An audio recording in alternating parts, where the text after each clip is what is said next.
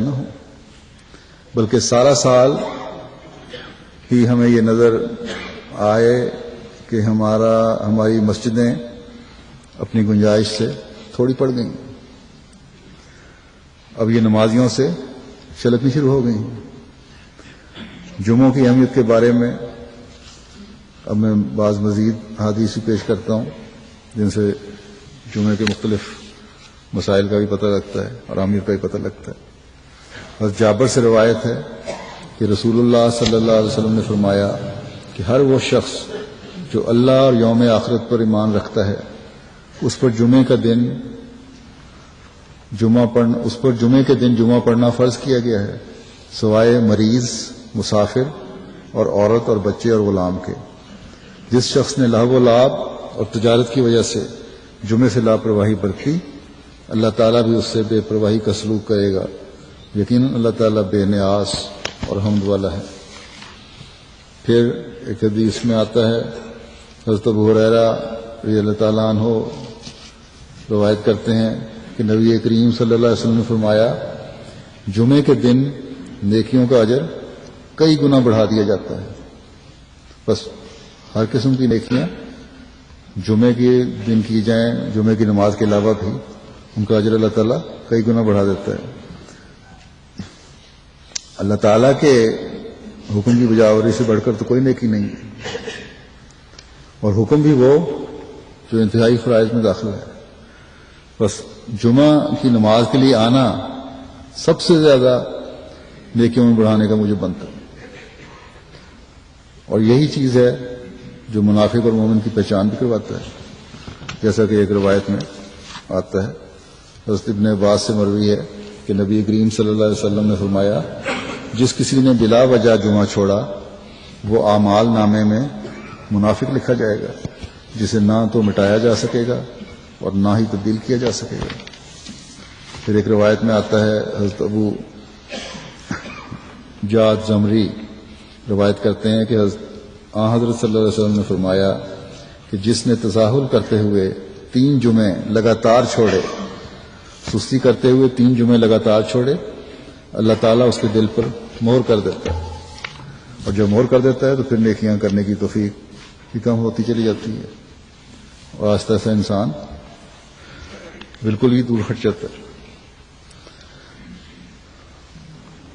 حضرت سلمان فارسی سے روایت کرتے ہیں کہ نبی کریم صلی اللہ علیہ وسلم نے فرمایا کہ جو شخص بھی جمعے کے دن غسل کرے اور اپنی استطاعت کے مطابق پاکیزگی اختیار کرے اور تیل لگائے اور گھر سے خوشبو لگا کر چلے اور 2 آدمیوں کو الگ الگ نہ کرے، یعنی اپنے بیٹھنے کے لیے زبردستی پرے نہ ہٹائے، اور پھر جو نماز اس پر واجب ہے وہ ادا کرے، پھر جب امام خطبہ دینا شروع کرے تو وہ خاموشی سے سنے، تو اس کے اس جمعے اور اگلے جمعے کے درمیان ہونے والے تمام گناہ بخش دیے جائیں گے۔ پھر ایک روایت ہے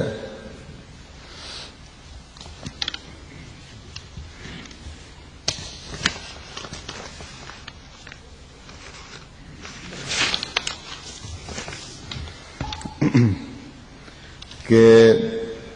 حضرت ابو ہریرہ رضی اللہ عنہ سے روایت ہے کہ نبی کریم صلی اللہ علیہ وسلم نے فرمایا، جمعے کے دن فرشتے مسجد کے دروازے پر کھڑے ہو جاتے ہیں اور وہ سب سے پہلے آنے والے کو پہلا لکھتے ہیں، اور پہلے آنے والے کی مثال ایسی ہے جیسے کوئی اونٹ کی قربانی کرے، پھر بعد میں آنے والا اس کی طرح ہے جو گائے کی قربانی کرے، پھر مینڈا ہے، بھیڑ، پھر مرغی، اور پھر انڈے کی قربانی کرنے والے کی طرح ہے۔ پھر فرمایا کہ پھر جب امام ممبر پر آ جاتا ہے تو وہ اپنے رجسٹر بند کر لیتے ہیں، یعنی فرشتے اپنے رجسٹر بند کر لیتے ہیں اور ذکر کو سننا شروع کر دیتے ہیں، اس خطبے کو سننا شروع کر دیتے ہیں جو امام دے رہا ہوتا ہے۔ تو اس میں ایک تو جو ثواب ہے، اس کے بعد علاوہ خطبوں کی کو توجہ سے سننے کی طرف بھی توجہ دلائی گئی ہے کہ جس مسجد میں مجلس میں اللہ تعالیٰ کے فرشتے بیٹھے ہوں اور وہ سن رہے ہوں وہ باتیں، اس سے زیادہ بابرکت مجلس اور کون سی ہو سکتی ہے۔ پھر ایک روایت میں آتا ہے حضرت ابن عباس سے مروی ہے کہ رسول اللہ صلی اللہ علیہ وسلم نے فرمایا جو کوئی جمعے کے روز امام کے خطبے کے دوران بولے اس کی مثال اس گدھے کی سی ہے جو کتابیں اٹھائے ہوئے ہوں، اور جو اس سے یہ کہے کہ خاموش رہے تو اس کا بھی جمعہ نہیں. یعنی بولنے والے کو خاموش کرانا بھی بول کر یہ بھی منع ہے. اگر بچے شور کر رہے ہیں، کوئی چھوٹا بچہ ہو تو وہاں سے اس کو اٹھا کر لے جانا چاہیے، اور اگر کوئی ہوش مند بچہ ہے بول رہا ہے شرارت کر رہا ہے تو اس کو اشارے سے منع کرنا چاہیے. بس جابر بن عبداللہ بیان کرتے ہیں کہ سلیق غطفانی جمعے کے روز اس وقت آ کر بیٹھ گیا جب رسول اللہ صلی اللہ علیہ وسلم خطبہ ارشاد فرما رہے تھے، تو آپ نے اسے فرمایا اے سلیق کھڑے ہو کر 2 رکعت نماز ادا کرو اور اس میں اختصار سے کام لو. پھر آپ نے فرمایا جب تم میں سے کوئی شخص جمعے کے روز امام کے خطبہ دینے کے دوران آئے تو وہ 2 رکعت پڑھے اور ان کو جلد جلد مکمل کر لے. علقمہ روایت کرتے ہیں کہ میں حضرت عبداللہ بن مسعود کے ہمراہ جمعے کے لیے گیا. انہوں نے دیکھا کہ ان سے پہلے 3 آدمی مسجد میں پہنچ چکے تھے. انہوں نے کہا چوتھا میں ہوں.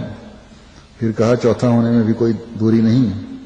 پھر کہا میں نے رسول اللہ صلی اللہ علیہ وسلم کو یہ فرماتے ہوئے سنا ہے کہ لوگ قیامت کے روز اللہ تعالیٰ کے حضور جمعوں میں آنے کے حساب سے بیٹھے ہوں گے، یعنی پہلا، دوسرا، تیسرا. پھر انہوں نے کہا چوتھا، اور چوتھا بھی کوئی زیادہ دور نہیں. تو یہ اتنی اہمیت ہے جمعوں کی. پھر ایک روایت میں آتا ہے حضرت سمورہ رضی اللہ تعالیٰ عنہ روایت کرتے ہیں کہ رسول اللہ صلی اللہ علیہ وسلم نے فرمایا نماز جمعہ پڑھنے آیا کرو اور امام کے قریب ہو کر بیٹھا کرو، اور ایک شخص جمعے سے پیچھے رہتے رہتے جنت سے پیچھے رہ جاتا ہے حالانکہ وہ جنت کا اہل ہوتا ہے. یہ پہلے جو حدیث میں نے پڑھی تھی نیکیوں کی ختم ہو جاتی توفیق، تو نیکیاں انسان کر رہا ہوتا ہے لیکن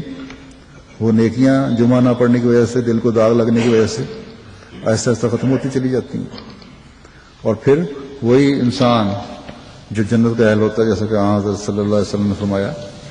وہ جنت سے محروم رہ جاتا ہے. پھر ایک روایت میں آتا ہے حضرت عبید بن ثبات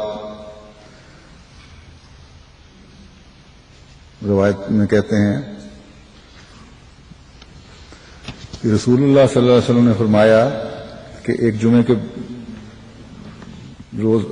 روز فرمایا کہ اے مسلمانوں کے گروہ، یقیناً یہ دن خدا نے تمہارے لیے عید کا دن بنایا ہے، بس تم غسل کیا کرو، اور جس کسی کے پاس طیب ہو یعنی خوشبو ہو وہ ضرور اسے لگا لیا کرے، اور مسواک کیا کرو. بس یہ اہمیت ہے جمعوں کی جسے ہمیں ہمیشہ اپنے سامنے رکھنا چاہیے. حضرت مسیح موعود علیہ الصلوۃ والسلام نے اس دن کی ایک اور زاویے سے بھی پیش فرمایا ہے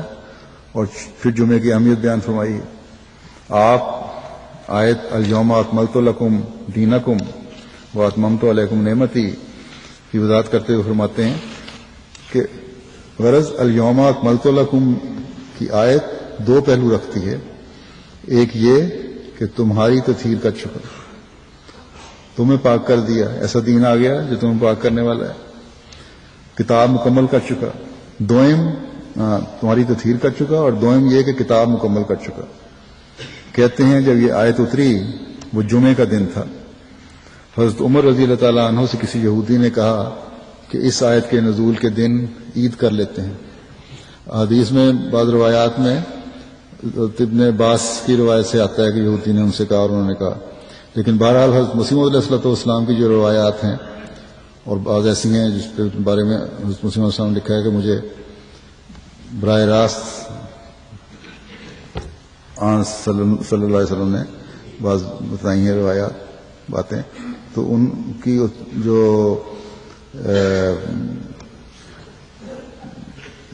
اس کی جو حیثیت ہے یا